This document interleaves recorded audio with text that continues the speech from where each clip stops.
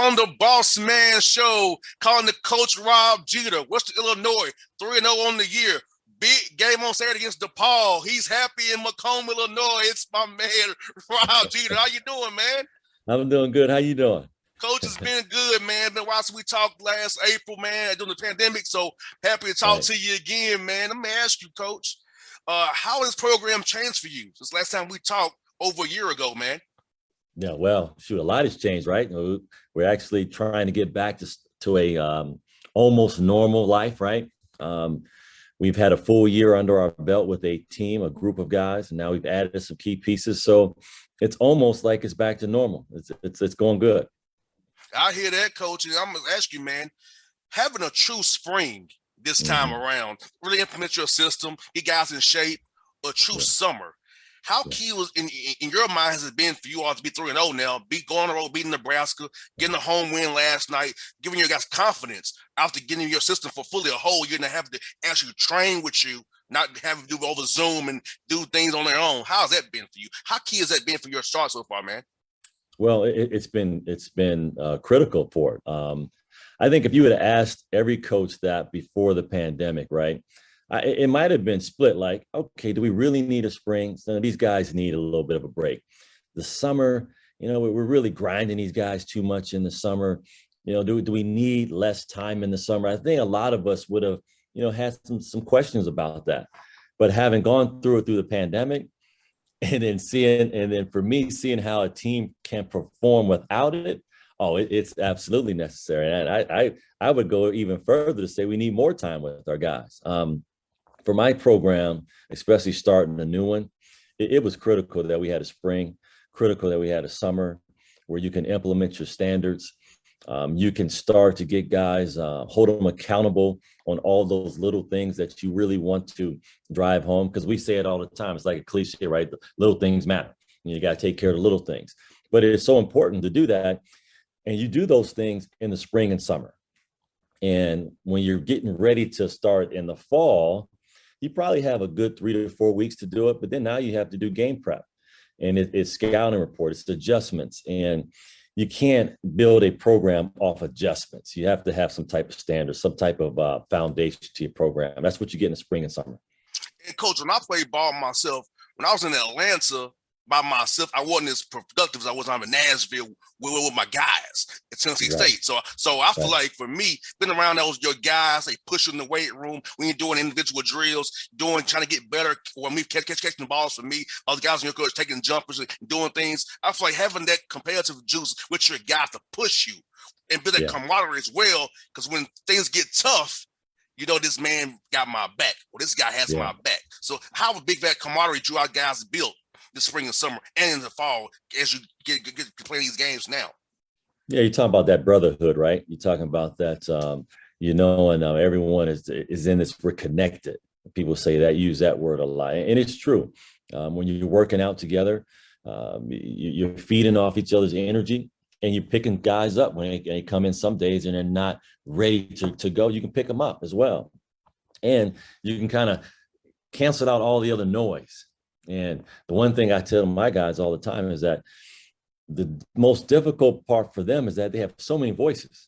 You got family, you've got trainers, and some of them have a couple of different trainers when they go back home. You have AAU coaches, high school coaches, and then you have us. And a lot of times our language is different than everyone else's. So you have to listen to our language if we really want to succeed. So you have to cancel out all the noise. You can do that better when you're on campus around your guys. No doubt, Coach. And I feel like you did a good job getting guys who fit your system because, you got some older guys, some JUCO guys, some grad guys, and some young guys in that pipeline. Tell me about building that roster, having that balance of old and new with enough guys in that pipeline to get in your culture and system that can grow to be older guys in a couple of years for you. Well, the key for us is we brought back 5 starters from last year's team that ended the season when we put on that nice run of winning 5 of our last 7. So we brought that core back. And then you add, like you said, you can kind of fill in holes and some gaps. The big thing about the transfer portal right now is that you can stay old. You never have to be really young. Now you can be new, you can be a little inexperienced together, but you can also be older. And I think you know how it goes. When you get a little older, you're a little more mature. You've seen some of the things that are going to be thrown at you. You can handle adversity a little bit better. You know how to prepare yourself. It's just being older. It definitely helps. So for us, transfer portal and then mixing in some guys, some younger freshmen that can also learn from these older guys is very important. You got to have balance. So I think with the transfer portal and plus bringing in freshmen and some of those guys, it creates better balances for your team. No doubt, Coach. And what I like about it is that you go on the road and beating Nebraska. Hopefully, you'll get beat DePaul. Hopefully, this on Saturday. You have a lot of guys from Chicago on your roster. I know Midwest guys. Guess what? They'll say, "Hey, Coach Jeter built some special over there in Macomb. Let me give them guys a chance now."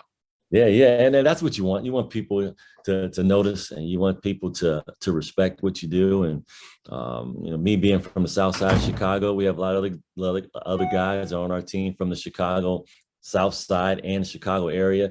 So there's a lot of pride that goes into that.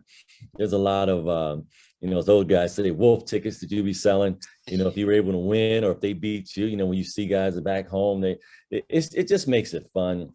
It's still the game of basketball, right? There's a lot of respect on both sides, but you just want to show up and compete and represent. Most definitely, man. And for you, Coach, what's some young men you want to highlight who really had a great spring and summer that our fans should look out for as you play DePaul and you keep playing this year? Who are some guys my listeners really watch out on your roster, man? Yeah, well, I think the key new faces that we added, one is Luka, our kid from Croatia, can really shoot the ball as a stretch big. You're looking at George Dixon, a kid from young man from Milwaukee. I've known George since he was, I think, 7th or 8th grade, played a few years at Eastern Illinois and then transferred to us. So that gives us some fillers. It fills some much needed gaps on the defensive side and shooting. But then you look at the returning guys too, right? You've got Will Carius, who was an all-league player for us. He's playing really well. You got Tamel Pearson, who's gotten bigger, stronger, more acclimated to playing inside and out. And Colton Sandage, who was a two guard who had never played point guard, became our starting point guard those last 7-9 games where we really put on that run. To see those guys grow and mature is really special to watch that. And I can't forget about Trent Masden, our new player for us, transfer from the Southland Conference. He was an all-league player there. Very big pickup for us. Now we have more balance out there on the guard position. And Coach, also, man, I love what you're doing because I tell you what, man, these young men had a COVID year. So last year it didn't kind of gets eligibility. So as you said, staying old is good. You get them an extra year now. Keep that core together a little while longer and be dangerous a year or two down the road, even still. Has to make you really excited in your staff. Exactly. It is. And that's where in this offseason, our most critical recruit was a Will Carius, a kid that had already played 4 years and 5 years, and now he can come back and play again for a 5th, 6th year. So we did a nice job of making sure we got that done. And you can just see his approach, his demeanor, doesn't rattle much. And it's good for our young guys like a KJ Lee, a true freshman out of St. Louis, to see that and kind of feed off of that. So, no, it's been good, man. And we're pretty blessed right now. Most definitely. And, Coach, your non-conference schedule, so you got some tough mid-majors, got a DePaul Saturday, an Iowa on the road as well. So I feel like your young man has experienced that now. Going on to Iowa won't shake them, or going to a Northern Kentucky, who was good in the Horizon League, won't shake them. Jack Owens coming to town next week with Miami Ohio, who beat Georgia Tech here in Atlanta, not on opening night. So playing teams like that won't shake your young men because they went to Nebraska, played a tough team on the road, pushing through that. I think your guys set up good for a non-conference and some elite play down the road, man. Yeah, and leading to that game, we talk about buying in, right? We talk about, so we're young, we're a little inexperienced, but we have, some new faces, and you have to get your team to buy in. That's the key to any success for any team, the buy-in. And sometimes, which we see as coaches, players don't actually see that because they're not, their perspective is different. But in order to put it all together, they have to buy into your philosophies on offense. They got to sacrifice a little bit. They got to make sure they truly understand what you want them to do. And to really solidify that buy-in is when you have big wins like a Nebraska, where they see it come together, it works. And now you can feed off that and build off of that. I think that was the biggest takeaway from that Nebraska game. No doubt. Tell me about the summer league itself, Coach. I know it's a tough league. You know, you guys are on the kind of eastern edge of the summer league, but it's pretty much that I-35 corridor right there, the middle of the country there. Tell me about how tough that league is to play, and about the quality of players and coaches in the league for my listeners out here who may not watch the summer league the way I do. Man, what you know about that I-35 corridor up this way, man? I know a little bit about it. I know a little bit about it, Coach. I know a little bit about that corridor. You know a little about the, but you got a hat on down there. It's got to be warm down where you're at, right? Hey, I'm down here in the basement, Coach. It's out in the basement. It's a little chilly down here, man. Well, our league it's a very physical league, right? It's I use the word like term buddy. It's a bully ball league, meaning it's physical. The ball touches the post. You have systems that have been together for years. Head coaches that moved on, their assistants have taken over. So the system of how they want to play hasn't changed. All they're doing is just plugging in a new face, a new body, but they're still playing the exact same physical basketball. Pace is probably a little slower than some other parts of the country. So that means you have to defend. You're getting less opportunities to score. So you have to take care of the ball, and you have to make sure you can match the physicality.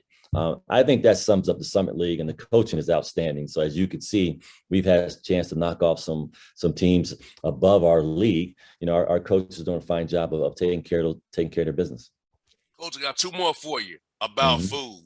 Chicago, when I come with the Hawks, see when they play the Bulls, where should I go get something to eat at when I get to the hotel, man? Well, shoot, man, there's so many options, right? You know, you're a pizza guy. You know, you got to try some of those. Pizza. If you like ribs, you know, you've got Leon's, and you've got Carson's Ribs. You know, some of those places, which is more of a chain, but it's still good. Man, you know, if you like home run in pizza, you know, you see all the chain stuff, but that's Chicago right there. You got to try a little bit of that. I'm a big fan of the Italian beef sandwich. So, you know, Portillo's is an easy spot to hit up. But there's so many food places that aren't chains that are good. They're just not rolling off my tongue right now. When I roll in town, it's quick and easy for me. I'm in and out. I'm on text you at the time. I'm gonna say, hey, Coach, let me know where I need to go while I'm here, man. I got you. Now, when we come to my city, Atlanta, where do you go when you come to town? When you get off the airport, where do you go when you hear recruiting, going to Lake Point or the Peace Jam? There's trying to see fine players, period, here. A bunch of them down here. So tell me, where do you go? Well, you know, I'm usually up there in Buckhead, right? I'm up in that area. There was a really nice soul food breakfast place on the way to the airport, so near Georgia State. I can't remember the place, but I usually try to find some of those things off of Yelp. You know, those hidden gems. You know, those 5-6 stars. You know, that you're trying to hit. I usually try to hit some of those places. No doubt. I got some spots for you, Coach. Raised on the River, Koblenz, you know, American Deli, one of our ATL delicacies. Get your 10-piece wings and some fries and your teas. So, hey, Coach, we come to recruit, go to Lake Point, go to Peace Jam, Georgia team camp. I got you, Coach. Let me know, man. I appreciate it, man. I appreciate that. Coach, keep winning, man. Keep on going. I love you doing some successful stuff right now. Get that win in Chicago. DePaul is representing for Southside Chicago. Let them know what it's all about. What's going on, and the Macomb boys out there coming to town, man. Well, I appreciate it, man. Let me know when you're in the shot. I'll hook you up. No doubt, Coach. I sure will, brother. Hey, you be safe, man. Okay. Peace. Peace now. Yeah.